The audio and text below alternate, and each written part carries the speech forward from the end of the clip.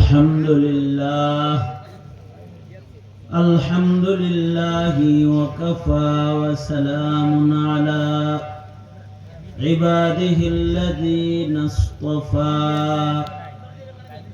أما بعد فأعوذ بالله من الشيطان الرجيم بسم الله الرحمن الرحيم يا أيها الذين آمنوا اتقوا الله وابتغوا إليه الوسيلة وجاهدوا في سبيله لعلكم تفلحون وقال النبي صلى الله عليه وسلم اتق المحارم تكن أعبد الناس وقال النبي صلى الله عليه وسلم لا تحقرن من المعروف شيئا أو كما قال عليه الصلاة والسلام اللهم صل على محمد وعلى آل محمد كما صليت على إبراهيم وعلى آل إبراهيم إنك حميد مجيد اللهم بارك على محمد وعلى آل محمد كما باركت على إبراهيم وعلى آل إبراهيم إنك حميد مجيد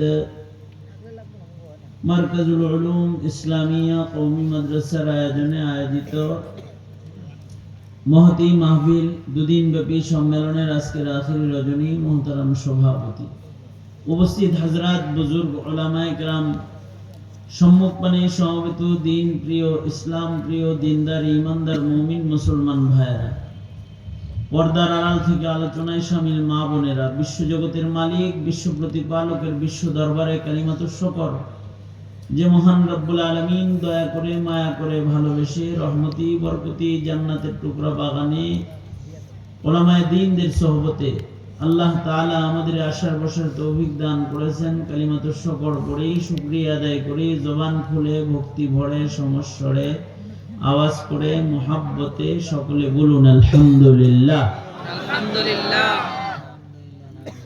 ভালো কথা বললেও লাভ, ভালো কথা শুনলেও লাভ। এই কারণে ওয়াজ নসিহত শুনতে হয়, দ্বীনি মাহফিলে যেতে হয়।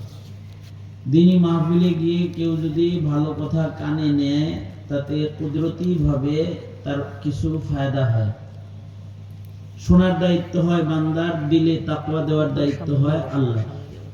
এই কারণেই বাচ্চা যখন জন্মগ্রহণ করে তার কানে আজান দেওয়া হয়। আজান ভালো কথা। ওমান আহসানু কাওলাম মিম্মান দাআ ইলাল্লাহ, এর চেয়ে ভালো কথা আর কোনটা হইতে পারে যে কথা দিয়া আল্লাহর দিকে বান্দাকে আহ্বান করা হয়। এই কারণে আজান মসজিদের দিকে ডাকা হয়, আজান নামাজের দিকে ডাকা হয়, ভালো কথা। এই ভালো কথাগুলো বাচ্চা জন্মগ্রহণ করার সাথে সাথে তার কানে দেয়া হয়। কারণ হলো ভালো কথা কানে দিলেও ফায়দা হয়, অথচ এই কথাগুলো বোঝার যোগ্যতা বাচ্চার নাই। এই কথা শব্দগুলো উচ্চারণ করার যোগ্যতাও বাচ্চার আছে। বাচ্চা আল্লাহু আকবার বলতে পারে তো? পারে না।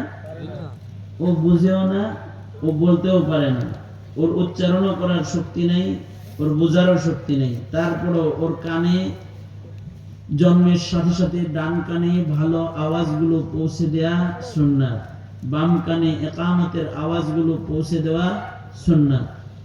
দিল যে বাচ্চার লাভ কি হলো?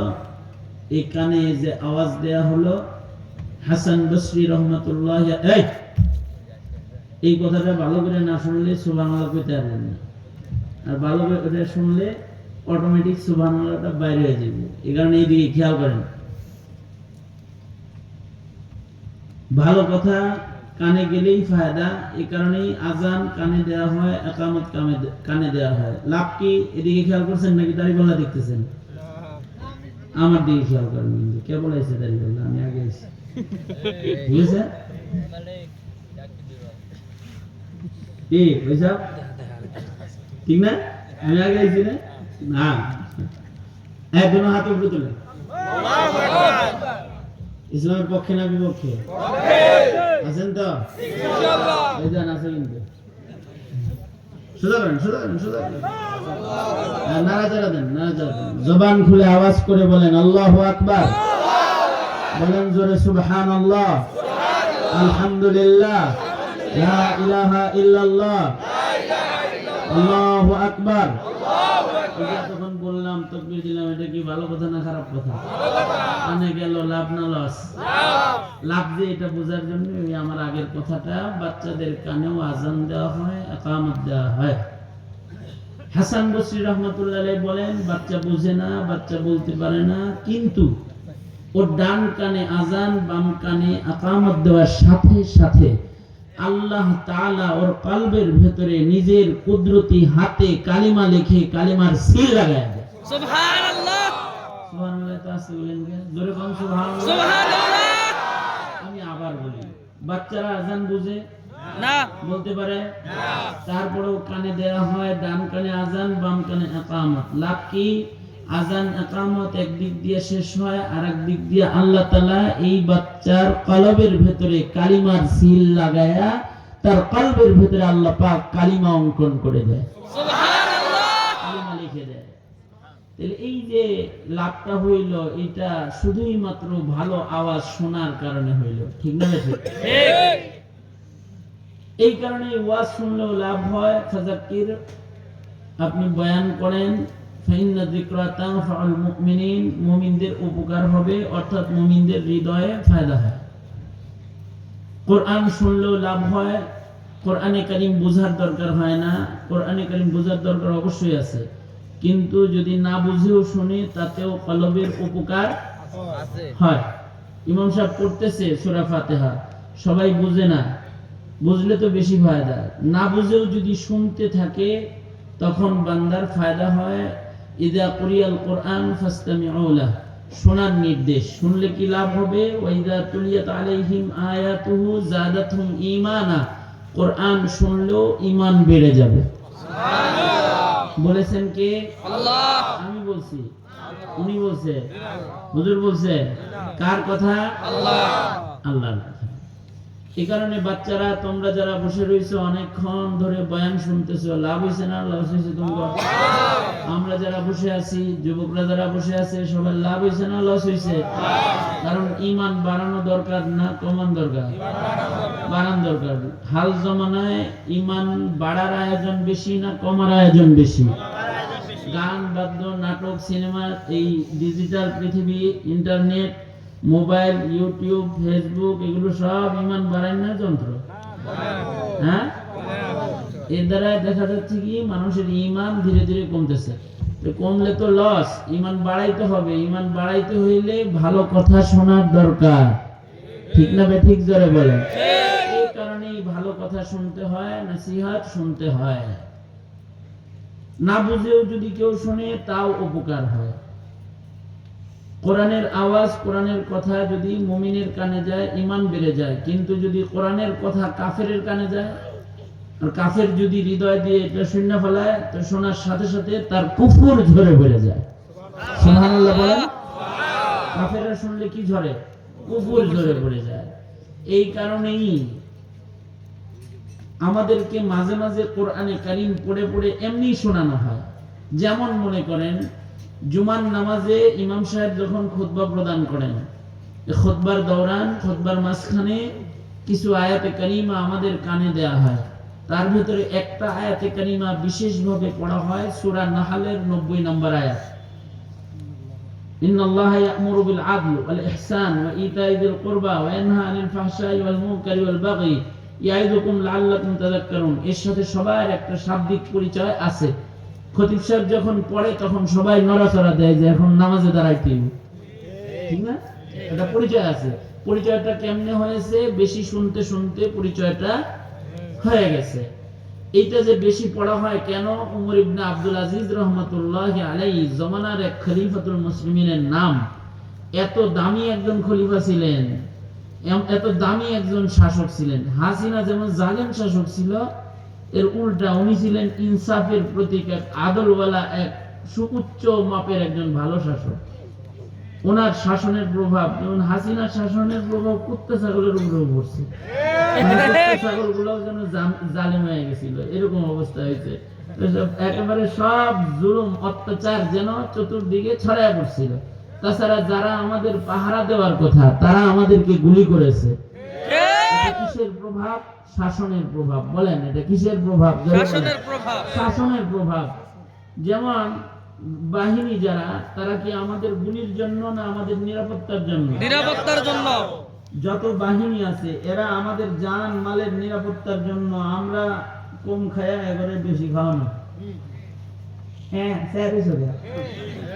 মানে সব বাহিনী মিলা যা খায় সারা দেশ মিলা তা খাইতে পারে না, এত খাওয়ানো হয় তাদেরকে।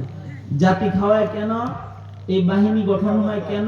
আমাদের নিরাপত্তার জন্য। যারা আমাদের নিরাপত্তা দিবে তারা যে আমাদের সন্তানদেরকে গুলি করে করে মারলো জুলাই আন্দোলনে, তারা যে শাপলা চত্বরে গুলি করে হাফেজদেরকে মারলো, তারা যে মিডিয়ার পিলখানা হত্যাকাণ্ড, এটা যে তাদের দ্বারা সংগঠিত হলো, এই যে যত জুলুম হলো, এগুলো সব শেখ হাসিনা দামাত বারকাতুল্লাহর ফয়েজ। এর ফয়েজে এগুলা হইছে, মানে তার জিনিসটা সেরায়াত করছে সবার ভেতরে।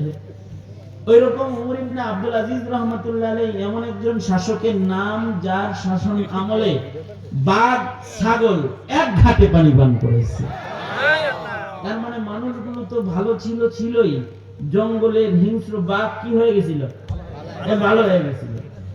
এই উমর ইবনে আব্দুল আজিজ রাহমাতুল্লাহ আলাইহি উনি সারা দুনিয়াতে ওনার শাসন আমলে চিঠি দিয়ে দিলেন। কি চিঠি? যে সব খতিবদেরকে বললেন যে সকলে মিলে সূরা নাহলের 90 নম্বর আয়াতটা জুমার নামাজে তিলাওয়াত করা হোক। কারণ এই আয়াত যে শুনছে সে কালেমা পড়ে মুসলমান হয়ে গেছে। যখন নাযিল হইছে তখন সামনে যে বসা সে মুসলমান হয়ে গেছে। যারা শুনছে তারা কালেমা পড়ে মুসলমান হয়ে গেছে। তো হযরত ওমর ইবনে আব্দুল আজিজ বললেন, এটা হাজিরানে মজলিস, মুসল্লি যারা মসজিদে আসে তাদের কানে দিয়ে দাও, তাদের ভিতরে ঈমানের পরিপূর্ণতা এসে যায়। সুবহানাল্লাহ। এই কারণে কোরআন শোনানো হয় জুমার নামাজের খুতবায়। আমাদের দেশে আরো কিছু খুতবা হয়, যেমন বিয়ার খুতবা হয়। নারী পুরুষ যখন বিবাহ সংগঠিত হয় তখন বিবাহ যিনি পড়ান তিনি একটা খুতবা প্রদান করেন। এই খুতবার মধ্যেও কিছু আয়াতে কারিমা তিলাওয়াত করা হয়। সব বিয়ের খুতবার ভিতরে আয়াতগুলা পড়া হয়। বুঝুক আর না বুঝুক সবার কানে দেওয়া হয়, পড়া হয়। 3টা আয়াতে কারিমা পড়া হয়। ইয়া আইয়ুহাল্লাযীনা আমানুত্তাকুল্লাহ হাক্কা তুকাতিহ ওয়া লা তামুতুন্না ইল্লা ওয়া আনতুম মুসলিমুন। আবার পড়া হয় ইয়া আইয়ুহান নাসুত্তাকু রাব্বাকুমুল্লাযী খালাকাকুম মিন নাফসিন ওয়াহিদা ইলা আখিরিল আয়াহ। আরেকটা আয়াত পড়া হয় ইয়া আইয়ুহাল্লাযীনা আমানুত্তাকুল্লাহ ওয়া কুলু কাওলান সাদীদা ইউসলিহ লাকুম আ'মালাকুম ওয়া ইয়াগফির লাকুম যুনুবাকুম ওয়া মান ইউতি'ইল্লাহা ওয়া রাসূলাহু ফাকাদ ফাযা ফাওজান আযীমা। এই আয়াত, এই 3টা আয়াত পড়া হয় কেন? যে এই আয়াতগুলা যারা বসে থাকে তাদের কানে গেলেও তাদের মুআশারাতি জিন্দেগীর ফায়দা হয়, তাদের হৃদয়ের উপকার হয়। এ কারণে তর্জমা করা হয় না, তাফসীর করা হয় না, কিন্তু আওয়াজ কানে দেওয়া হয়। আমাদের পীর বুজুর্গরা ওনারা যখন কোনো খুতবা প্রদান করেন বাইআত করার আগে, তখন ওনারা ওনাদের খুতবার ভেতরে কিছু আয়াত খুব পড়েন, যে কারণে আয়াতগুলা সূরা ফাতিহার আয়াত যেমন পরিচিত, ওনাদের এই আয়াতগুলা সাধারণ মুসলমানের কাছে এরকম পরিচিত। তার ভেতরে একটা আয়াত হলো ইয়া আইয়ুহাল্লাযীনা আমানুত্তাকুল্লাহ, ইয়া আইয়ুহাল্লাযীনা আমানুত্তাকুল্লাহ ওয়া কুনু মা'আস সাদিকিন। এই আয়াতটা এত পরিচিত যে এই আয়াত পড়ার পরে যদি একটা সাধারণ মূর্খও বলে এটা কি আয়াত না হাদিস, সে বলবে আয়াত। কারণ এত শুনতে শুনতে শুনতে শুনতে এটা যে কোরআনের আয়াত, এতটুকু মুখস্থ সবাই হয়ে গেছে। আমাদের বুজুর্গরা আরেকটা আয়াত পড়েন খুতবার ভেতরে, যেটা আমি একটু আগে পড়ছি। আমি এত সময়ের আমার আলোচনার 4 কথা মোট, তার একটা কথা গেল। একটা কথা হইল যে ভালো কথা শুনলেই লাভ, বুঝে শোনো অথবা না বুঝে শোনো, শোনার সাথে সাথে একটা কলবের ভেতরে উপকার দান করেন কে, জোরে বলেন আল্লাহ। এটা একটা কথা। দ্বিতীয় নাম্বার কথা হলো আমার তিলাওয়াতকৃত আয়াতের শুরুতে একটা ডাক আছে। আল্লাহ আমাদের ডেকেছেন ইয়া আইয়ুহাল্লাযীনা আমানু। আল্লাহ আমাদের ডেকে বলতেছেন ও আমার আদরের ঈমানদার বান্দা বান্দীরা। খুশির বিষয় হলো এই শব্দ দিয়া সুবহানাল্লাহ বলার লাগে না আলহামদুলিল্লাহ কইবেন। এখানে মানে জায়গা না চিনলে পরে আলহামদুলিল্লাহ জায়গায় সুবহানাল্লাহ বলবেন, সুবহানাল্লাহর জায়গায় আলহামদুলিল্লাহ বলবেন। যেমন এটা আলহামদুলিল্লাহ বলার জায়গা, অ্যাটেনশন প্লিজ, জোরে করে আলহামদুলিল্লাহ বলার তৈয়ারি নেওয়ার জন্য, ঠিক আছে? বিষয়টা হলো আল্লাহ পাক যে আমাদের ঈমানদার বলে ডাক দিবেন, এরকম শব্দে আমরা ছাড়া আমাদের পূর্বে কোন উম্মতকে আল্লাহ পাক ও ঈমানদার বান্দা বান্দীরা বলে ডাক দেয় নাই। বলেন আলহামদুলিল্লাহ। আল্লাহ যে আমাদের ডাক দিল, এই ডাকটার মর্যাদা কি এটা বোঝা দরকার। কোরআন শরীফে 89 জায়গায় আছে ইয়া আইয়ুহাল্লাযীনা আমানু, ইয়া আইয়ুহাল্লাযীনা আমানু, ইয়া আইয়ুহাল্লাযীনা আমানু। এমন 89 জায়গায় আল্লাহ তাআলা আমাদেরকে ডেকেছেন। এই ডাকটার গুরুত্ব বোঝার জন্য 2-3টা কথা। তার ভিতরে একটা কথা হলো, আপনি যদি কাউরে ডাক দেন এই সুলাইমান, এই ইব্রাহিম, এই ইসমাইল, এদিকে, এটা একটা ডাক। আর নাম ধরে ডাক না দিয়ে আপনি যদি বলেন বড় ভাই, জামা ভাই করে ডাকবেন না, কি বলছেন বড় ভাই, অথবা ডাক দিচ্ছেন বন্ধু, দোস্ত, কোন ডাকের ভিতরে মোহাব্বত বেশি? নামের ডাকের ভিতরে মোহাব্বত বেশি না সম্পর্ক নিয়ে ডাকলে মোহাব্বত বেশি? বুঝাইছে তো? আরো বোঝার জন্য আরো সহজ করে দিই। আমার আব্বাজান রহমাতুল্লাহি আলাইহি অনেক বড় মুস্তাজাবুদ দাওয়া বুজুর্গ ছিলেন। তো আমার আব্বা আমার 3 বোন, এই 3 বোনদের জীবনে কোনোদিন নাম ধরে ডাক দেয় না। কারণ বাপেরা মায়েদের মেয়েদেরকে বেশি আদর করে। কেন? এদের জন্ম হয় বাবার বাড়ি, মরণ হয় স্বামীর বাড়ি। এ কারণে বাপদের কাছে মেয়েদের কদর, ওরা কিছুদিন থাকে এরপরে চলে যায়, এ কারণে ওদের কদর বাপেদের মায়েদের কাছে বেশি, আদর বেশি করে। তা আমার আব্বা উনি ওনার মেয়ে করে ডাকতো এক আজব স্টাইলে, ডাহাডাই করতো। খালি বড় জনরে কইতো বড় আম্মু, মাঝেটারে কইতো মেজ আম্মু, ছোটটারে কোনো সময় আদর করে বলতো কুটি আম্মু। কুটি মানে ছোট, ছোট আম্মু, এভাবে ডাকতো। আর আমাকে ডাক দিত খালি এখানে। আমরা বলতাম যে আমাদের আব্বার বাড়িতে খালি মা আছে, আব্বা নাই। বাপ মায়ের অভাব নাই, বড় মা, মাঝা মা, ছোট মা, মা মা মা মা দিয়ে ঘর বুঝাই, আব্বা নাই। বলতাম কথা হইল, আপনি যদি আপনার সন্তানকে ডাক দেন নাম ধরে ইব্রাহিম, ইসমাইল অথবা ফাতেমা, খাদিজা, সুমাইয়া, এখানে আসো, নাম ধরে ডাক দিলে ভালোবাসার পরিমাণটা যা হবে তার চেয়ে কোটি কোটি গুণ বেশি ভালোবাসা প্রকাশ হবে যদি নিজের সন্তানকে সম্পর্ক নিয়ে ডাক দেন, আব্বু আমার জন্য এক গ্লাস পানি আন, আম্মু আমার জুতাটা দেখো তো কোথায় আছে। এই যে সম্পর্ক নিয়ে ডাকলেন, সম্পর্কের ডাকের মধ্যে মুহাব্বতের পরিমাপ নাম ধরে ডাকার চেয়ে কোটি কোটি গুণ বেশি ভালোবাসা এই ডাকের মাধ্যমে প্রকাশ পায়।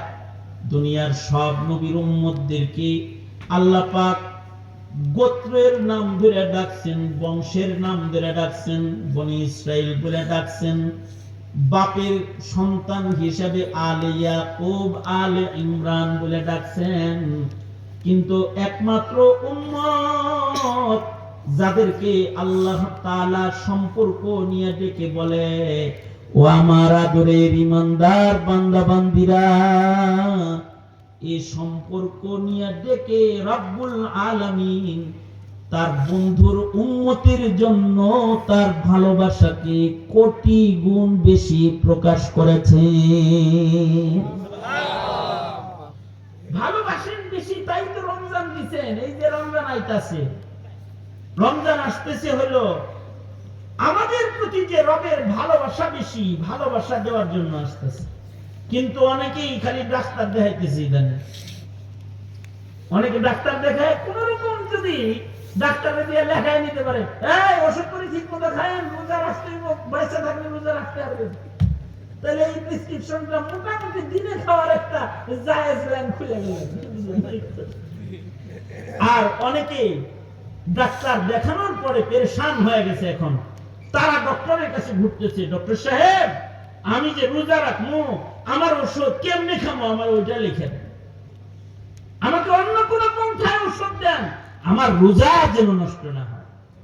কারণ এই রোজার মাসে আল্লাহ পাক এই উম্মতের জন্য ভালোবাসার দুয়ার সব খুলে দিবেন, জান্নাত খুলে দিবেন, দোজখ তালা লাগায় দিবেন, রহমত বর্ষণ করবেন, আর গুনাহ খাতা খালি মাফ করবেন, আর জান্নাতীর লিস্টে নাম লিখবেন। আল্লাহু আকবার কাবীরা, আল্লাহু আকবার। বরকত নিয়ে রমজান আসছে, এটা আল্লাহ পাকের ভালোবাসা। তার চেয়ে বড় কথা হলো এই রমজান মাসে শেষ দশকে একটা রজনী আসতেছে, যে রজনীটার নামে কোরআন শরীফে একটা সূরা আছে, কাদার সূরা, লাইলাতুল কাদার, সূরাতুল কাদার। এই কাদার রজনী যেটা, এই এক রাত যদি কেউ পাওয়া যায়, আর যদি এক রাতের গোলামি কারোর আমলনামায় জমা হয়ে যায়, তাহলে খায়রুম মিন আলফি শাহর, কারোর জন্য এই একটা রাত্রি জান্নাতে যাওয়ার কারণ হয়ে যাবে। সুবহানাল্লাহ। এবং এই রমজান আর লাইলাতুল কদর পাওয়ার আশায় হযরত ঈসা আলাইহিস সালাতু ওয়াস সালাম আল্লাহর কাছে দোয়া করছেন, আল্লাহ আমি বিশ্বনবীর উম্মত হতে চাই, এই দোয়া করছেন। এবং আজব বিষয় হলো ঈসা নবীকে রমজান আর লাইলাতুল কদর দেওয়ার জন্য আল্লাহ পাক ওনার হায়াত বাড়াইছেন। আল্লাহু আকবার, আল্লাহু আকবার। হায়াত বাড়াইছেন তার মানে হলো ঈসা আলাইহিস সালাতু ওয়াস সালাম মরে গেছেন না জীবিত আছেন? জোরে করে বলেন জীবিত আছেন। এই কথাটা বাচ্চাদেরকে শিক্ষা দেওয়া ঈমান, এই বাচ্চা যারা ওদেরকে শিক্ষা দেওয়া ঈমান। বলো তো ঈসা নবী মরে গেছেন না জীবিত আছেন? জীবিত আছেন। জোরে বলো জীবিত আছেন। উনি কি মারা গেছেন না জীবিত আছেন? জীবিত আছেন। জীবিত রেখেছেন কে? আল্লাহ। কোথায় আছেন জীবিত? আসমানে। জমিনে তো নাই, আসমানে আছেন, দেখি না, কিন্তু এটা ঈমান, এটা বিশ্বাস না করলে কাফের হয়ে যাবে। ঈসা নবী মরে গেছেন না জীবিত আছেন? জীবিত আছেন। উনি জীবিত আছেন। ওনাকে দুনিয়াতে আমরা যেমন জীবিত আছি, যেমনি হায়াতে থাকি, উনি ওই রকম আসমানে আরাম আয়েশে নিদ্রা আরামের হায়াত আসমানে কাটাইতেছেন। করাইতেছেন কে? আল্লাহ। আরো জোরে আওয়াজ করে বলেন, করাইতেছেন কে? আল্লাহ। এইটা ঈসা আলাইহিস সালামকে আল্লাহ পাক দিবেন রোজার আর কদর পাওয়ার লোভ নিয়ে দোয়া করার আশায় হায়াত দিয়া আল্লাহ পাক ওনার হায়াত হাজার হাজার বছর বাড়ায়া দিয়া ওনাকে আসমানে উঠাইয়া দিয়েছে। সুবহানাল্লাহ। আমাদের উস্তাদ যখন এটা পড়াইতেছিল, তখন আমাদের এক সাথী প্রশ্ন করে বসছে যে হুজুর, আচ্ছা আল্লাহ কি ঈসা নবীরে জমিনে পালতে পারতো না, আকাশে নিয়ে বলার দরকার দেখে? এই প্রশ্নটা যেমন আমাদের উস্তাদ এর জবাবটাও দিচ্ছেন ওই রকম। কিরে এটা কিরে? ও কাকা কতক্ষণ আমি মনে করছি যে আমার কোনো দোস্ত তা একটা জরুরি কথা কিন্তু, আচ্ছা আকাশে পালতেছে কেন, জমিনে পালতে পারতো না? প্রশ্নটা যেরকম আল্লাহর মাল, আমাদের উস্তাদের উত্তরটাও দিল ওই রকম। উনি বলে পালতে তো পারে, যে আসমানে পালতে পারে হে জমিনে পালতে পারে না, কিন্তু তোমাদের জ্বালায় পালে নাই, তোমাদের যন্ত্রণা জমিনে পালে নাই। তোমাদের যন্ত্রণা কি? তোমরা ন্যাংটা বাবার পূজা করো, মাজারের পূজা করো, কবরের পূজা করো, নেতার মূর্তির পূজা করো, বঙ্গবন্ধুর মূর্তি পূজা করো। এই যে টাকায় দিলা, মরে মরে খারাপ লাগে পূজা করলে না? যারা এই মরা মানুষকে এত পূজা করো, তারা যদি নবী জীবিত থাকতো তাহলে কি করতো তোমরা? তোমরা তো অনেক বেশি কিছু করে ফেলতা। কি কথা বলেন না কেন? আওয়াজ করে বলেন না কেন? গায়ে কোনো কাপড় নাই, লেংটা হাতে, হেরা পূজা করে।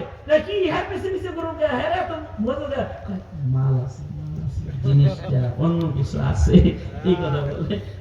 যারা এইরকম মূর্তি পূজা, কবর পূজা, মাজার পূজা, নেতা পূজা, গণতন্ত্র হারাম কেন বলে ইসলাম গণতান্ত্রিক পদ্ধতিকে হারাম কেন বলে?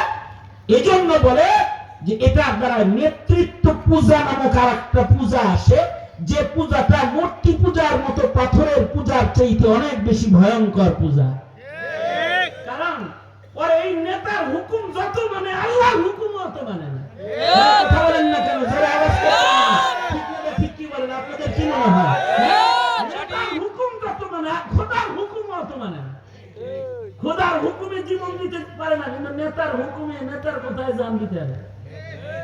খোদার কথা অত স্মরণ করা জানে না, নেতার কথা যত স্মরণ করা জানে। যে এই নেতৃত্ব পূজা, এটাও এক প্রকারের শিরিক। এটাও কি এক প্রকারের? জোরে আওয়াজ করে বলেন, এটাও কি এক প্রকারের?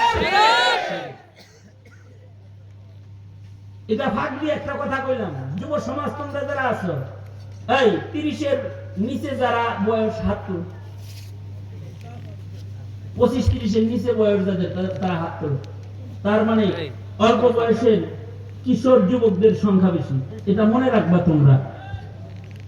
দল করো, রাজনীতি করো, রাজনীতিও ইবাদত, ঠিক আছে, কিন্তু নেতৃত্ব পূজারই হবি না, নেতৃত্ব পূজা করবি না। কারণ আমরা আল্লাহ পূজারি, আল্লাহর গোলাম। আমরা কার গোলাম? জোরে আওয়াজ করে বলেন, আরো জোরে আওয়াজ করে বলেন, কার গোলাম? হ্যাঁ, আমরা তার হুকুম মানতে রাজি, তার হুকুমে মরতে রাজি, বাঁচতে রাজি। যে আল্লাহর গোলামীকে প্রতিষ্ঠা করতে চায়, যারা আল্লাহর গোলামীর বিরুদ্ধাচরণ করে, যারা কাফের মুশরিকের কৃতদাস হিসেবে যারা মুসলমানের মাটিতে বহুত্ববাদ প্রতিষ্ঠা করার মেহনত করবে, আমরা তাদেরকে জুলাই আন্দোলনের মাধ্যমে না বলেছি, সামনেও না বলতেই থাকবো ইনশাআল্লাহ।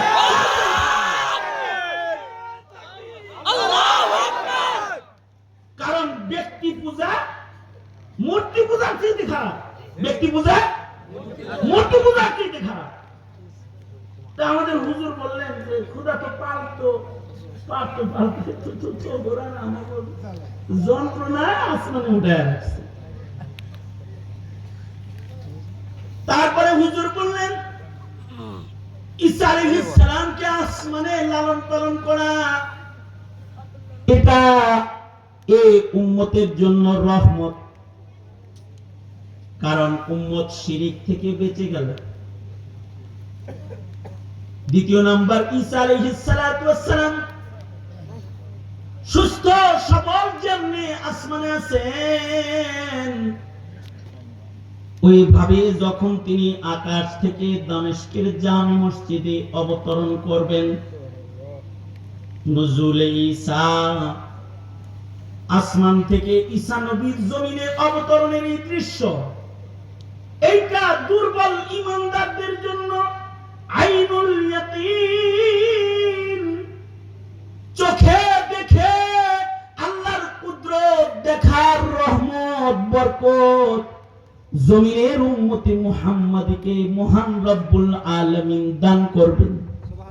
সুবহানাল্লাহ। তা সচক্ষে দেখার পরে যাদের দুর্বল ঈমান, তাদের ঈমান আল্লাহর কুদরত দেখার সাথে সাথে সবল হয়ে যাবে। তারা দাজ্জালের মোকাবেলা করার শক্তি পাওয়া যাবে। আল্লাহু আকবার বলেন। নাস্তিকের মোকাবেলা করতে পারে না, মুরতাদের মোকাবেলা করতে পারে না, কিন্তু তারা দাজ্জালের মোকাবেলা করার ঈমান তাদের ভিতরে আসবে। দাজ্জাল এক হাতে জান্নাত আর এক হাতে দোজখ লয়ে আসবে। ভয়ঙ্কর এক ক্ষমতা নিয়ে সে আগমন করবে। ওই সময় নুজুলে ঈসার নিয়ামত দেখে দুর্বল ঈমানদারদের ঈমান এমন বাড়বে যে তারা দাজ্জালের মোকাবেলা করবে। পয়গম্বর ঈসার সাথে তারা সৈনিক হয়ে, ইমাম মাহদীর সৈনিক হয়ে তারা যুদ্ধ করবে এবং কানা দাজ্জালকে দুনিয়া থেকে খতম করবে। কথা হলো ঈসা আলাইহিস সালাম যে আসমানে গেল, এটা রোজা আর কদর পাওয়ার লোভের দোয়া দিয়ে গেল। এই কারণেই আল্লাহর রাসূল এই উম্মতকেও দোয়া শিখালেন, আল্লাহুম্মা বারিক লানা ফি রজব ওয়া শাবান ওয়া বাল্লিগনা রমাদান। তার মানে কদর এবং রমজান এই উম্মতের এমন দামি এক নিয়ামতের নাম, যেটা পাওয়ার আশা নিয়ে কেউ দোয়া করলে তার হায়াত বাড়ায়া দেওয়া হয়। আল্লাহু আকবার জোরে বলেন। এই যে ফজিলত বললাম, এরপরেও দেখবেন সারা মাসে 10 বার পড়ার কথা মনে নেই। এই যে ফজিলত বললাম যে দোয়া করলে পরে হায়াত বেড়ে যাবে। আমার সাথে এক ওষুধ কোম্পানি আমাদের দাওয়াত দিতে আসছে, মানে ওষুধ কোম্পানির লোক আমাদের কি করতে আসছে, বার্ষিক সম্মেলন করবে, আমাকে দাওয়াত দিতে আসছে। দাওয়াত দিতে আইসা আমি দাওয়াত রাখলাম, তো আমি তার খোঁজ খবর নিলাম যে ওষুধপত্র কিরকম চলে। হুজুর কম্পিটিশন মার্কেট, বেশ বাণিজ্য ভালো না। কম্পিটিশন মার্কেট, ব্যবসা বাণিজ্য খুব কঠিন হুজুর। আমার কেন কি হয়েছে, প্যারাসিটামলের কোম্পানির অভাব নেই হুজুর, আমাদেরও আছে। কার্ডটা নিব, কে কি নিব, কে কি কিনবো, ইঞ্জেকশনের অভাব নাই, ডায়াবেটিসের ওষুধ আমরাও বানাই, আর একজনও বানাই, কে কার্ডটা কিনবো, বেকায়দা পজিশন। আমি বললাম বিনা প্রতিদ্বন্দ্বিতায় ব্যবসা করার একটা লাইন আছে, মুশকিল করতেছি আর কি হার লাগে। আসলেও দেখবেন ওষুধ কোম্পানির চাইতে মানে কোম্পানির দালাল আরো বেশি। জমির দালাল এত নাই, কোন পণ্যের দালাল এত নাই, ওষুধের দালাল যত আছে। হ্যাঁ, আমি একবার এই রাত মানে 12টা 1টা বাচ্চা আমার মানে বয়ান শেষ করে ঢাকা পার হইতেছি, আশেপাশে প্রোগ্রাম ছিল। রাত 12টার সময় আমার এক ডক্টর আছে যে আমার অপারেশন করছে 3 বার। এই জেলখানা থেকে বের হওয়ার পরেও আমার অপারেশন করছে। জেলখানায় তো আমার এটা পচে গেছিল, উল্টা হ্যান্ডকাপ করতে করতে আমার এই জায়গার স্টিক মনে হয় বের হয়ে যাবে, এরকম অবস্থা ছিল জেলখানায়। এর ভেতরেও ডান্ডা বেরি, হাতে হ্যান্ডকাপ। এই ডান্ডা বেরি পড়াইতে যে পায়ের ভেতরে হাতুড়ি দিয়ে বাইরেছে, লোহায় বাড়ি না দিয়ে সরাসরি পায়ে বাড়ি দিচ্ছে হাতুড়ি দিয়ে। এই অত্যাচার। আমার তো এটা জেলখানা থেকে বের হয়ে আমি ওই ডাক্তারকে দিয়ে অপারেশন করাইছি, যে আগে 2 বার করছে, 3য়বারও তাকে দিয়ে এই অপারেশনটা করাইছি। আমাকে বঙ্গ হাসপাতালে 2 মাস ভর্তি করে রাখছে, অপারেশন করতে চাইছে। আমি করতেছি না অপারেশন, সরকারি ভাবে আমি অপারেশন করবো না, আমি পার্সোনাল করবো, আমাকে জামিনের পরে করবো। জামিন দইব না আপনার, আমি তাহলে অপারেশন দরকার নেই, তোমাকে অপারেশন নিতেছি না। যাই হোক, সেটা ভিন্ন এক আলাপ। ওই আলাপ করতে গেলে আপনারা স্বাভাবিক থাকতে পারবেন না যদি সব কথা বলা শুরু করি, সবকিছু বলা সম্ভব না। এই অত্যাচার করে করে বহু আলেমকে হত্যা করেছে জেলখানার ভেতরে শেখ হাসিনা। সুস্থ মানুষ জেলখানায় গেছে, লাশ হয়ে বের হয়ে আসছে। মাত্র 2 মাসের এমন অত্যাচার করছে নারায়ণগঞ্জের এক আলেমে দিনকে। 2 মাস পরে তার লাশ বের হয়েছে। 2 মাস। আমাদের কিছু কিছু ছাত্রদেরকে এখনো দেখবেন ওরা ওদের এই নখ নাই, এই নখগুলো প্লাস দিয়ে টেনে উঠায় ফেলা হয়েছে, এই নখগুলো প্লাস দিয়ে টেনে উঠানো হয়েছে। অত্যাচার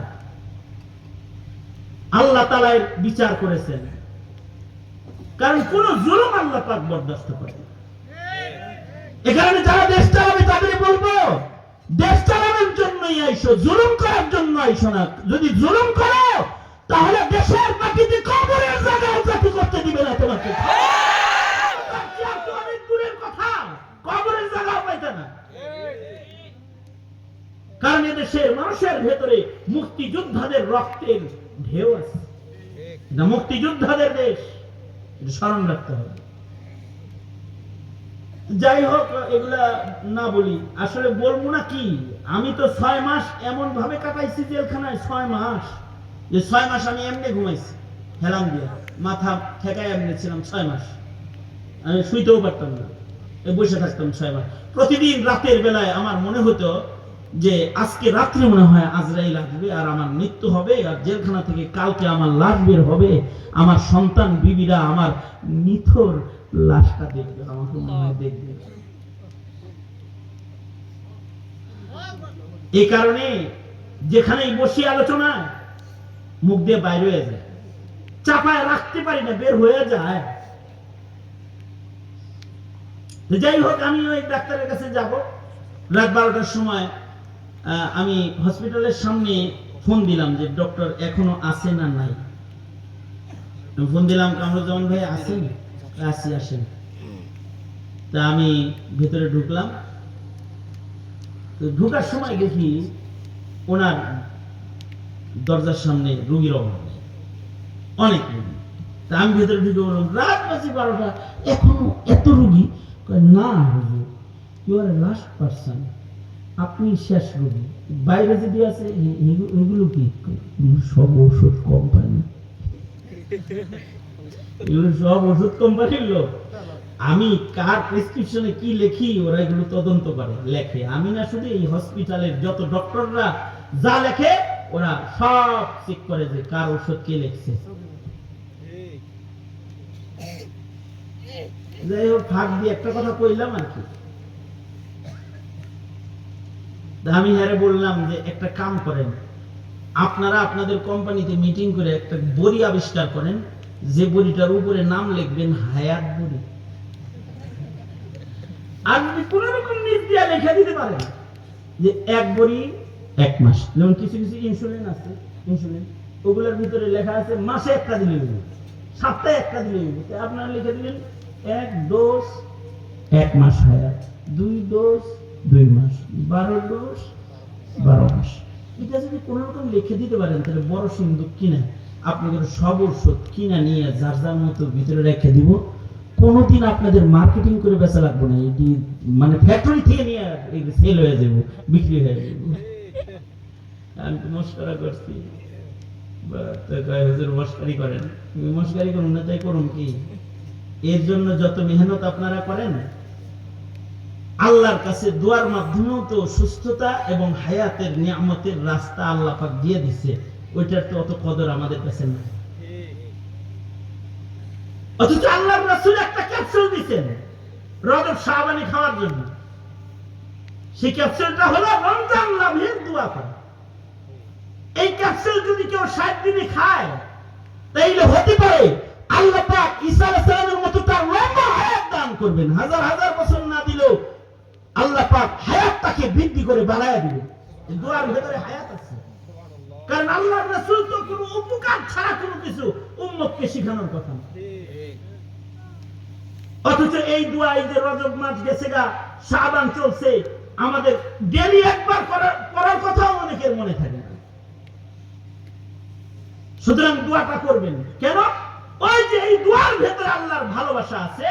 আপনাকে আল্লাহ পাক পয়গম্বর ঈসাকে যেমন হায়াত বাড়াইছেন, এই দোয়া সুন্নতের আমলের মাধ্যমে আপনাকে আল্লাহ হায়াত বাড়ায়া দিবেন। বাঁচতে কে না চায়? সবাই বাঁচতে চায় না? দোয়াটা পড়বেন, পারবেন না ইনশাআল্লাহ? কারা কারা পড়বেন? আমার সাথে জোরে করে একবার পড়েন, আল্লাহুম্মা বারিক লানা ফি রাজাব ওয়া শাবান ওয়া বাল্লিগনা রমাদান। তাহলে আপনার হায়াত বাড়বে, পরে দেখবেন বউ মরে গেছে, তাহলে তো আর এক বউ খুঁজতে বিপদে পড়ে যাবে। নিজেও পড়বে, দিদিরাও দোয়াটা পড়াইবেন, কারণ এই দোয়ার ভেতরে কি আছে? হায়াত আছে। এই যে হায়াত দিবেন উম্মতকে, এইটাও আল্লাহ পাক পৃথিবীর অন্য কোন উম্মতকে এইভাবে দেন। এটা আপনার আমার আলাদা প্রাপ্তি যে দোয়ার মাধ্যমে হায়াত বৃদ্ধি করা হয় আমাদের। রব্বুল আলামিন আমাদেরকে ঈমানদার বলে বলে ডেকেছেন। পৃথিবীর কোন নবীর উম্মতকে ঈমানদার বলে ডাক দেন নাই।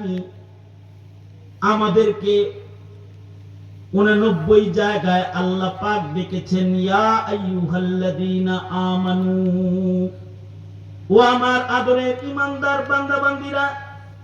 কেমন যেন ঈমানদার বলে ডাক দিয়া আল্লাহ পাক আমাদের ঈমানকে কবুল করে নিয়েছেন।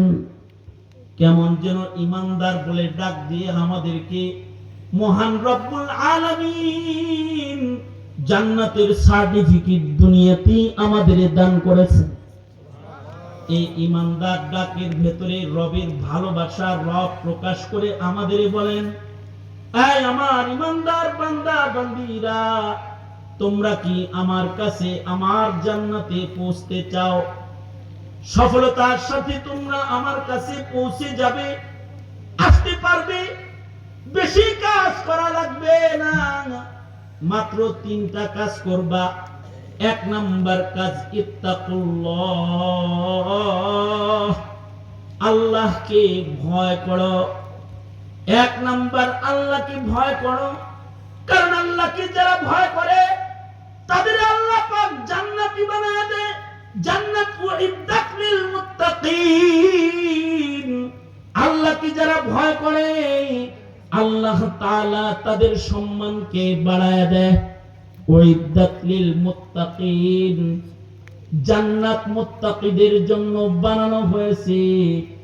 আর সম্মান দেয়, ইন্না আকরামাকুম ইনদাল্লাহি আতকাকুম। যারা মুত্তাকি বেশি হয় তাদের সম্মান বেশি। তাকওয়ার মাধ্যমে রব্বুল আলামিন সম্মান দান করেন। যারা মুত্তাকি হয় তাদের মাগফিরাত দান করেন। যারা মুত্তাকি হয় দোজখের খাতা থেকে তাদের নাম কাটা হয়, জান্নাতি হিসাবে তাদের নাম লেখা হয়। যারা বাকাত মিন খাশিয়াতিল্লাহ, আল্লাহর ভয়ে একটু কান্দা দেয়, তাদেরকেও মহান রব্বুল আলামিন দোজখ হারাম করে দেয়, জান্নাত তাদের ঠিকানা হিসেবে কবুল করে নেয়। যারা আল্লাহকে ভয় পায় আল্লাহ পাক আল্লাহর খাজানার রিজিক তাদের দেয়। ওমাইয়াত্তাকিল্লাহ ইয়াজআল লাহু মাখরাজা ওয়া ইয়ারযুকুহু মিন হাইসু লা ইয়াহতাসিব। বান্দার হিসাব, বান্দার কোনো কল্পনাও নাই, এমন রাস্তায় মহান রব্বুল আলামিন বান্দাকে রিজিক দান করে। যদি বান্দাটা আল্লাহকে ভয় করে, আল্লাহকে ভয় করলে রব্বুল আলামিন বান্দাকে আল্লাহর বন্ধু হিসেবে গ্রহণ করে নেয়। আর সে আজিমের নিচে তাকে ছায়ার তলে জায়গার বন্দোবস্ত করে দেয়। এ কারণে কোরআনে হাকিমে 30 জায়গায় আল্লাহ তাআলা বলেছেন ইত্তাকুল্লাহ, ও ঈমানদারেরা আল্লাহকে ভয় করো। ভয় করব কাকে? জোরে আওয়াজ করে বলেন, কাকে? কিন্তু এই শব্দের থেকে আমার আজকের বয়ান এতটুকু, এই শব্দের ভিতর থেকে এতটুকু বয়ান, সেটা হলো আমরা আল্লাহরে ভয় করি, কিন্তু দুঃখজনক বিষয় হলো আমরা যে আল্লাহরে ভয় পাই এটা বোঝা যায় না। আমি বুঝতে পারি আমার বয়ান এখানে একটু যে আমরা তো আল্লাহরে ভয় পাই সবাই, কিন্তু আল্লাহরে যে ভয় পাই এটা বোঝা যায় না। গাছের পাতা পড়লে ভয় পাই এটাও বোঝা যায়। যখন রাস্তা দিয়ে হাঁটতেছে পিছনে একটা পাতা অথবা ডাল ভেঙে বসে, সিটটা উঠে থুতু মারছে। বুঝা গেছে যে এই আওয়াজটা কেউ ভয় পেয়েছে। পাগলা কুত্তা ঘেউ ঘেউ করছে, দৌড়ে কারোর বাড়ি দিয়ে বুঝাইছে, কুত্তার ঘেউ ঘেউ ভয় পাইছে, বাঘরে ভয় পাইছে। প্লাস্টিকের সাপ একটা সামনে দিছেন, লাফ দিয়ে উঠছে, বুঝা গেছে সাপেরে ভয় পাইছে। ভূমিকম্পকে ভয় পাইছে, বুঝা গেছে দৌড়ায়া উপর থেকে নিচে নামছে। কিন্তু আল্লাহরে ভয় পাইছে, এটা বুঝা যায় না। এইটা হলো বয়ান আমার, যে কেন বুঝা যাবে না তুমি তোমার আল্লাহকে ভয় পাও। এই গত মাসে ভূমিকম্প হইল যে, তো ভূমিকম্পে শুক্রবারে সকালবেলায় ভূমিকম্প হয়েছে। শনিবার সকালবেলায় ফজরের পরে আমি মহল্লায় হাঁটতেছি, আমার এক পরিচিত লোক বলে, হুজুর এই শহরে বসবাস করা যাবে না। কেন শহরে বসবাস করা যাবে না কেন? কয় আপনি দেখি দুনিয়ার কোনো খবর নাই, সামনে ভূমিকম্প আর একটা এক সপ্তাহের ভিতরে আসতেছে 9.1, কেবল গেল 7 পয়েন্ট, আইতেছে 9 পয়েন্ট। হুজুর সাথেই যে এরম করছে, 9 এরকম পড়বো খালি। এরকম যদি পড়ে তো ইটের নিচে পইরা মরমু। আমি কইতে যাইবেন কই ইটের নিচ থেকে? বাচ্চা মোলা এই টাকা দিয়া ভাড়া এই 7 তলায় থাইকা এই বিল্ডিং এর ইটের নিচে পইরা মরার তো কোনো দরকার নেই, বাদ জায়গা। আমি বাড়ি ভূমিকম্প হইব না 9 পয়েন্ট, কই যে বাড়ি টিনের ঘর।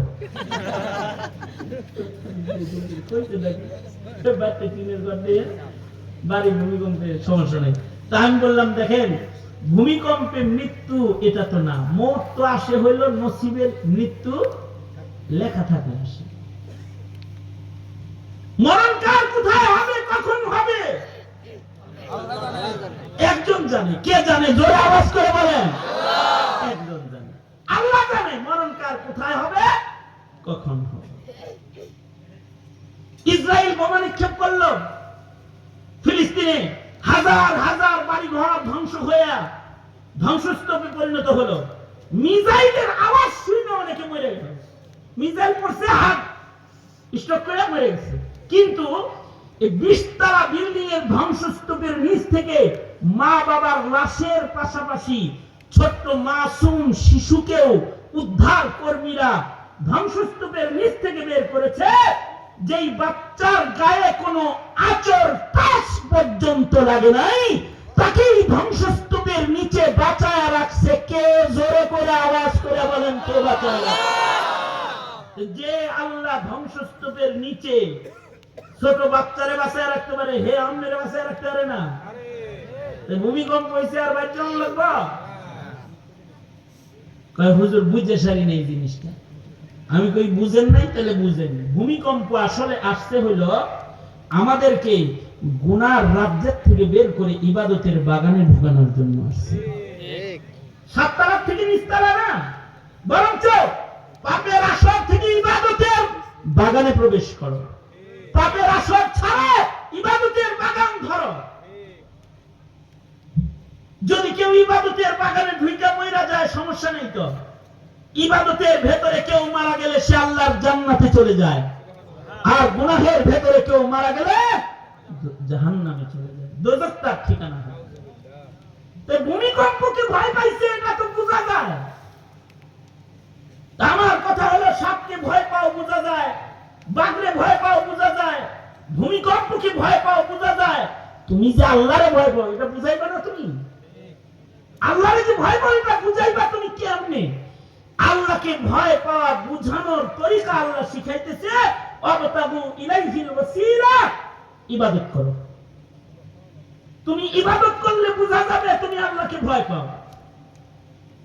কারণ তোমার জিন্দেগীর প্রত্যেকটা ইবাদত, জীবনের যত ইবাদত তুমি করবে সবগুলো ইবাদত আল্লাহর কাছে যাওয়ার রাস্তা। সকল ইবাদত কার কাছে যাওয়ার রাস্তা? ভাই যায় না, বুঝায় না। কিন্তু আমি গেলে আমি ছেড়ে দেব। এই আমার বাজে আমি শেষ, বসে আটকাইছি না? হ্যাঁ, আমরা মনে হয় রিলেশন করতেছি, আমি রাখতাম না। এই শোনেন,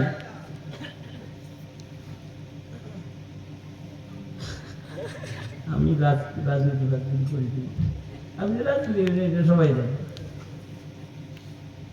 তারপরেও রাজনীতি না করলে ইসলাম কত কোন লোক, ঠিক না?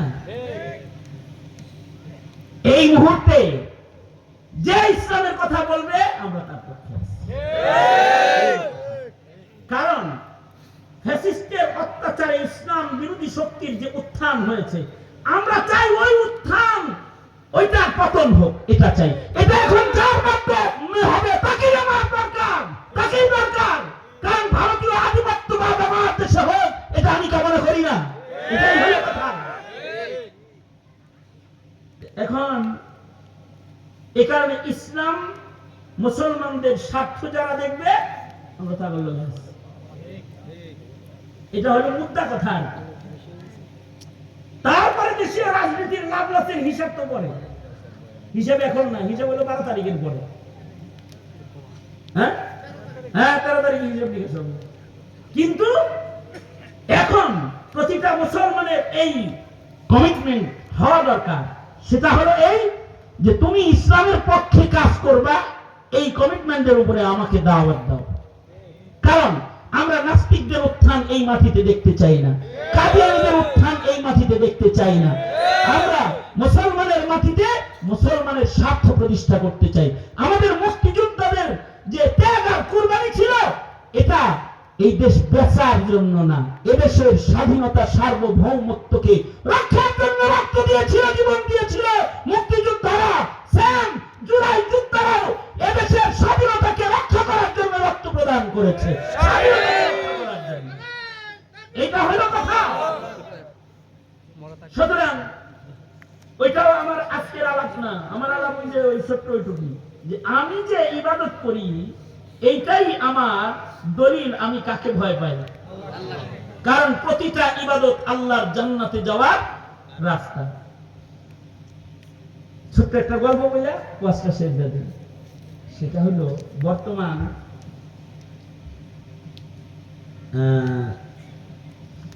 মনে করেন যে প্রধান উপদেষ্টা, আপনি যদি তার কাছে যাইতে চান, যাওয়ার রাস্তা মাত্র একটা, বাকি সব রাস্তা কাঁটাতারের বেড়া দেওয়া। হাসিনার দশা তাই ছিল, চতুর্দিকে দরজা বন্ধ ছিল, একটা ডোর খোলা ছিল, তাও এই ডোর দিয়ে যাইতে হইল, এই রাস্তা পুরোটা বন্ধ ছিল। এই রোডে হাসপাতাল, সর্দি, হৃদরোগ, পঙ্গু, শিশু আর সব কিন্তু এই রোডে। এরপরেও এই রোডটা বন্ধ। এটা বন্ধ করে ওয়ান ওয়ে খুলে রাখতো কেন? কারণ এখানে আরাম করছেন মাননীয় শেখ হাসিনা, এই দিক দিয়ে আমাদের যাওয়া যাবে না। তারপরেও রাস্তা খোলা হলো একটা রাস্তা খোলা ছিল মাত্র। যারা গণভবনে গেছে তাদের একজন একদিন বলতেছে, জীবনে কোনোদিন গণভবনে দাওয়াত পেলেও যেন কেউ না যায়। তা আমি তাকে জিজ্ঞেস করলাম, গণভবনে দাওয়াত পেলেও যাবে না, আপনি এত খেপা কেন? কেন আপনার খাওয়ান টাউন এটাই নেই দেওয়ার পরে করে ঠিক আছে। আমি তো সমস্যা কি কয়, সমস্যা অন্যটা শরম লজ্জার একটা বিষয় আছে। আমি কি শরম লজ্জার বিষয় কি বলেন, খুলে বলেন শুনি। হুজুর উনি গেলে ইজ্জত সম্মান কিছু থাকে না। কি হয়েছে? যেখান দিয়ে যায় চেক এমন ভাবে করে যে বিসি বুসিও হাতে চেক করে যে কিছু লয়ে গেল। মানে যে স্ক্যানার যেটা আছে না, কেমিক্যাল টেস্ট করার জন্য যে এটা নিচ দিয়েও দেয়, পিছে দিয়েও দেয়, সামনে দিয়েও দেয়, পাশা দিয়েও দেয়, দিয়ে ঘষাঘষি করে। ওইটা এমন কোন জায়গা বাদ হয় না যে না পাইছে। এইরকম চেক কইরা একটা মানুষের সাথে দেখা করতে যাওয়া জিল্লতি ছাড়া অন্য আর কিছু না। আমি তোমাকে যেটা বলতে চাই আর কি, দুনিয়ার রাজা বাদশার কাছে যাইতে হইলে এরকম ভেজাল আছে। কিন্তু আমার প্রশ্নের উত্তর দিলে আমি খুশি হব। বলো, রাজার রাজা কি? আল্লাহ। আরো জোরে করে মোনাজাতের আগে জোরে করে কও, রাজার রাজা কে? আল্লাহ। যিনি রাজার রাজা, বাদশার বাদশা, তুমি যদি তার কাছে যাইতে চাও এত চেক থেকো নাই, আর এত অল্প রাস্তা না।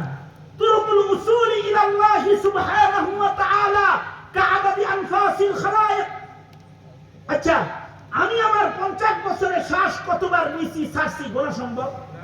আপনাদেরটা গোনা সম্ভব? সারা বাংলাদেশের মানুষের শ্বাস গোনা সম্ভব? সারা দুনিয়ার মানুষের শ্বাস গোনা কোন কালেই সম্ভব?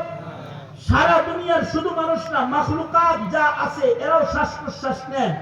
এই সব শ্বাস প্রশ্বাসের সংখ্যা যত, আল্লাহর জান্নাতে যাওয়ার রাস্তার সংখ্যা আল্লাহ তার চাইতে বেশি বানায় রাখছেন। এ কারণে আবতাগু ইলাইহিল ওয়াসিলা, তুমি যে আল্লাহকে পেতে চাও, আল্লাহকে পাওয়ার জন্য তুমি নেক আমলকে গ্রহণ করো। আর যে গুনাহ হয়ে গেলে মহান রব্বুল আলামিন নারাজ। ওয়াজাহিদু ফি সাবিলিহি, নফসের সাথে মুজাহাদা করে তুমি তোমার ওই গুনাহ থেকে নিজেকে বাঁচায় রাখো। সকল প্রকারের গুনাহ ছেড়ে দাও আর সকল প্রকারের ইবাদতকে গ্রহণ করে তুমি বুঝাও তুমি তোমার আল্লাহকে বড় ভয় করো। যদি এইটা তুমি বুঝাইতে পারো তো লাআল্লাকুম তুফলিহুন। লাআল্লা ফি কালামিল্লাহি লিতারাজ্জিহি ওয়াল ইয়াকিন। আল্লাহ পাক বলেন এটা বুঝাইতে যদি পারো তাহলে অবশ্যই অবশ্যই তুমি বান্দা আমার কাছে পৌঁছে যাবে। সুতরাং আর গুনাহ করব না ইনশাআল্লাহ। ইনশাআল্লাহ হাত তুলে বলেন ইয়া আল্লাহ, ওয়াদা করে দিছি আর জীবনে কোনোদিন নামাজ কাজা করব না, রমজানের রোজা ভাঙবো না, জুলুম করব না, মিথ্যা গীবত শিকায়াত করব না।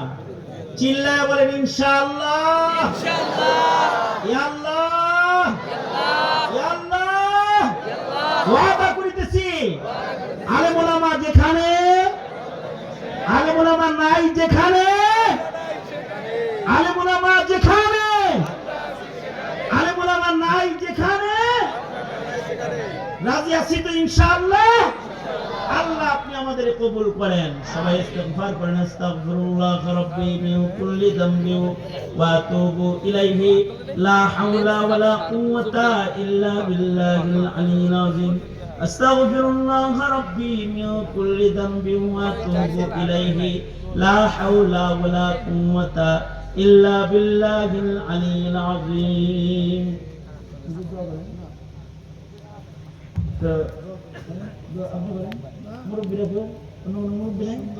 আলহামদুলিল্লাহ রাব্বিল আলামিন ওয়াসসালাতু ওয়াসসালামু আলা সাইয়্যিদিল আমবিয়া ওয়াল মুরসালিন মুহাম্মাদিন ওয়া আলা আলিহি ওয়া আসহাবিহি আজমাইন।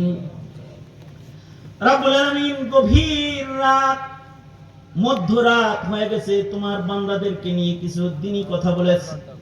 তোমার বান্দারা ওয়াদা করেছে আর গুনাহ করবে না, আর ইবাদত ছাড়বে না। আল্লাহ তোমার ভালোবাসা, তোমার মুহাব্বত নেওয়ার জন্য হার কিসমের কুরবানি তারা পেশ করবে। আসন্ন রমাদান লাভের জন্য দোয়া করবে, রমাদানের গোলামি করবে, ওয়াদা করেছে। সকলে মিলে ভিক্ষুকের মতো দুইটা হাত বাড়ায় ধরেছে। আল্লাহ মেহেরবানি করে আমাদের জিন্দেগির সব গুনাহ তুমি মাফ করে দাও। আল্লাহ জেনে না জেনে অন্ধকারে আলায় গোপনে প্রকাশ্যে যত পাপাচার করেছি ক্ষমা করে দাও। বেপানাহকে পানাহ দাও, বেরুজিকে রুজি দাও। রব্বুল আলামিন ইয়া আল্লাহ এখানে যারা হাজির সবার মনের নেক বাসনা তুমি পূরণ করে দাও। পৃথিবীর নিকৃষ্ট জালেম ইসরাইলকে হালাক করে দাও। আল্লাহ বাংলার জমিনে ইসলামী হুকুমত কায়েম করে দাও। আল্লাহ দিন ইসলাম বুঝার তৌফিক দাও, দিন মানার তৌফিক দাও। হার কিসমের ফিতনা, হার কিসমের গুমরাহি থেকে এই মিল্লাতকে তুমি বাঁচাও। রব্বুল আলামিন আকীদা আকায়েদ বুঝার তৌফিক দাও, সাহাবায়ে কেরামদেরকে মানার তৌফিক দাও, নবীদের শান বুঝার তৌফিক দাও, খাতমে নবুয়ত বুঝার তৌফিক দান করো। এই সমাজকে ইয়া আল্লাহ আহলুস সুন্নতি ওয়াল জামাআহ বানায় দাও। আল্লাহ রব্বুল আলামিন বুড়াদের আবু বকর বানায় দাও, যুবকদের জওয়ানি তোমার কাছে আমানত, যৌবনের গুনাহ থেকে সকলকে ধরে ধরে তুমি বাঁচাও। পর্দার আড়ালের মা বোনদের হযরত ফাতেমা খাদিজা বানায় দাও রব্বুল আলামিন। জানি না আল্লাহ কার মা নাই, কার বাবা নাই, যাদের মা বাবা কবরে চলে গেছে আল্লাহ তাদের মা বাবার কবরগুলা জান্নাতের বাগান বানায় দাও। যাদের মা বাবা আছে হায়াত বাড়ায় দাও, বেশি বেশি করে খেদমত করতে পারে তৌফিক দান করো আল্লাহ। আমাদের আলো ইয়ান আমাদের সন্তানদেরকে নেককার পরহেজগার বানায় দাও। ইয়া আল্লাহ আমাদের সালাম এই মুহূর্তে মদিনা পাকে নবীজির রওজায়ে আতহারে পৌঁছায় দাও আল্লাহ। এই দেশে জাতির জন্য কল্যাণের ফয়সালা করো ইয়া আল্লাহ। হার কিসমের শার থেকে বাঁচাও, হার কিসমের নিয়ামত আমাদের তুমি দাও। জানি না কোন দোকানের কাফন আমাদের জন্য রেডি হয়ে গেছে মাওলা, জানি না কোন সবের বাস আমাদের জন্য পাইতে গেছে আল্লাহ। কখন জানি আজরাইল এসে আমাদের শিওরে দাঁড়ায় যায় রব্বুল আলামিন। আজরাইল পাঠাইবার আগে আমাদের নাম কামিল ইমানদারের দপ্তরে তুমি উঠায় দিও আল্লাহ রব্বুল আলামিন। যা কিছু নসিহা হয়েছে ভুল ত্রুটি মাফ করে দাও। সেই কথাগুলোর উপরে আমল তোমার বান্দাদেরকে তুমি দাও, খায়ের বারাকা দাও। সারা দুনিয়ার মুসলমানদের নাজাত আর শান্তি দাও। আল্লাহুম্মা ইন্না নাসআলুকাল জান্নাহ ওয়া রিযাকা ওয়া নাউযু বিকা মিনান নার। আল্লাহুম্মা ইন্না নাসআলুকাল আফওয়া ওয়াল আফিয়াতা ফিদ দুনিয়া ওয়াল আখিরাহ।